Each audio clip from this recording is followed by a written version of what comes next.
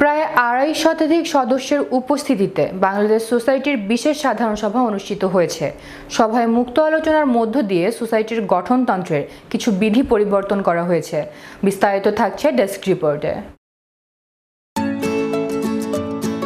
২৫০ শতাধিক সদস্যের উপস্থিতিতে বাংলাদেশ সোসাইটির বিশেষ সাধারণ সভায় কমিউনিটির প্রাণের মেলা বসেছিল। নবীন প্রবীণের প্রাণবন্ত উপস্থিতিতে এবং মুক্ত আলোচনার মধ্য দিয়ে সোসাইটির গঠনতন্ত্রের কিছু বিধি পরিবর্তন করা হয়েছে। এর অন্যতম হচ্ছে বোর্ড অব ট্রাস্টির সদস্যরা নির্বাচন কমিশনের সদস্য হতে পারবেন না এবং কোনো প্যানেলের প্রচার অভিযানেও অংশ নিতে পারবেন না। বোর্ড অব ট্রাস্টির মেয়াদ কমিয়ে ২ বছর করা হয়েছে। আজীবন সদস্য ফি $500 থেকে বাড়িয়ে $800 করার প্রস্তাবটি গৃহীত হয়নি। সভাপতি ও সাধারণ সম্পাদক পদে টানা ২ বছর দায়িত্ব পালনকারীরা পুনরায় তৃতীয় মেয়াদের প্রার্থী হতে পারবেন না। বিশেষ একটি সিদ্ধান্ত গৃহীত হয়েছে যে বাংলাদেশের কোনো রাজনৈতিক আয়োজনে সম্পৃক্ত হতে পারবে না বাংলাদেশ সোসাইটি। বিশেষ একটি সিদ্ধান্ত গৃহীত হয়েছে যে বাংলাদেশের কোনো রাজনৈতিক আয়োজনে সম্পৃক্ত হতে পারবে না বাংলাদেশ সোসাইটি। তবে বাংলাদেশের রাষ্ট্রপতি, প্রধানমন্ত্রী, স্পিকার, প্রধান বিচারপতি ও পররাষ্ট্রমন্ত্রীকে অভ্যর্থনা জানাতে পারবেন। উল্লেখ্য, বহু ঘাত প্রতিঘাত পেরিয়ে অনুষ্ঠিত নির্বাচনে বিজয়ী বর্তমান কমিটির ৬ মাসের মধ্যে বিশেষ সাধারণ সভা আহ্বান করে নিজেদের দায়িত্ববোধের পরিচয় দিয়েছেন বলে অনেকে মন্তব্য করেছেন। আরও উল্লেখ্য, সোসাইটির ইতিহাসে কোনো সাধারণ সভায় এবারই সর্বাধিক সংখ্যক সদস্য উপস্থিত ছিলেন।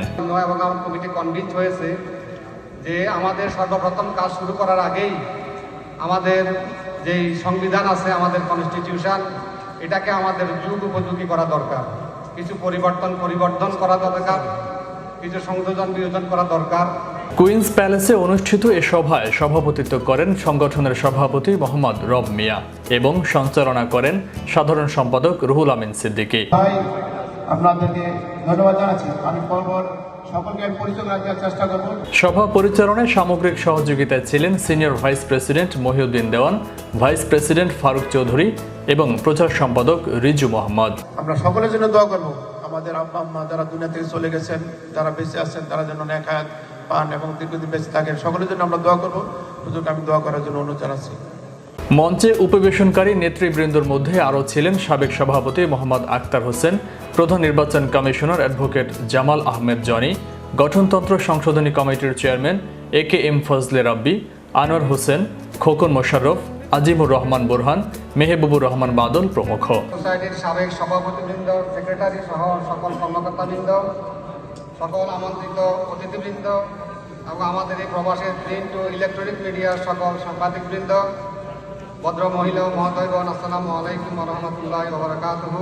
আলোচনায় অংশ নেন গিয়াস আহমেদ, ওয়াসি চৌধুরী, আতাউর রহমান সেলিম, আবুল ফজল দিদারুল হক এবং বাবুল চৌধুরী।